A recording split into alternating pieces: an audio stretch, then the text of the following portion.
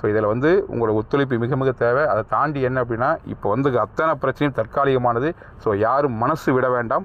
எதுவாக இருந்தாலும் நம்ம பார்த்துக்கலாம். ஸோ கொஞ்சம் தாமதம் ஆகலாம் நம்ம ரீஸ்டார்ட் பண்ணுறதுக்கு. ஏன்னா ஒரு 1 or 2 months வந்து இந்த வழக்கெல்லாம் இருக்கிறனால இதெல்லாம் முடிச்சுட்டு வந்தால் நான் ஸ்டார்ட் பண்ணுற மாதிரி இருக்கும். பட் என்னவாக இருந்தாலும் சரி, நம்பிக்கையோடு காத்துருங்க.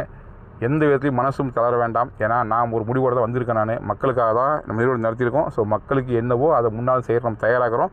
ஸோ மக்களாக இருக்கிற அத்தனை பேருமே இன்றைக்கி வந்து ஆதரவு கொடுத்துருக்கீங்க. உங்கள் ஆதரவை தலைவணங்கி நான் வந்து சிரம் தாழ்ந்தி உங்கள் பாதங்கள் தொட்டு ஏற்றுக்கிறேன். ஸோ இந்த விஷயத்தை மிகச்சிறப்பாக கையாண்டு வேறு லெவலில் கம்பேக் கொடுத்து நம்ம என்ன நினைக்கிறோமோ அதை கண்டிப்பாக சாதிச்சு காமிப்போம். அதை தாண்டி இது வரைக்கும் என்னோடய தோளோடு leaders, authority board members, zonal directors, இப்படி பலவிதமான அடுக்கில் இருக்கக்கூடிய என்னுடைய நிர்வாக கூட்டம் மிகச்சிறந்த மாதிரி சப்போர்ட் பண்ணியிருக்குது. இந்த நெருக்கடி நிலைமையிலுமே கடைசி வரைக்கும் கூட நின்று அவங்களுடைய உணர்வு வெளிப்படுத்தியிருக்கீங்க. ஸோ தைரியமாக இருங்க. இது எல்லாமே தற்காலிகமானதான். யாரும் மனசு விட வேண்டாம். எதுவாக இருந்தாலும் திரும்ப வந்து முன்னை விட மிகச்சிறப்பாக வேறு லெவலில் செய்ய முடியும் நம்பிக்கையோடு தான் இந்த முடிவு எடுத்திருக்கேன். ஸோ அந்த நம்பிக்கை நிச்சயம் நிறைவேறும் அப்படின்னு சொல்கிறேன். தைரியமாக இருங்க.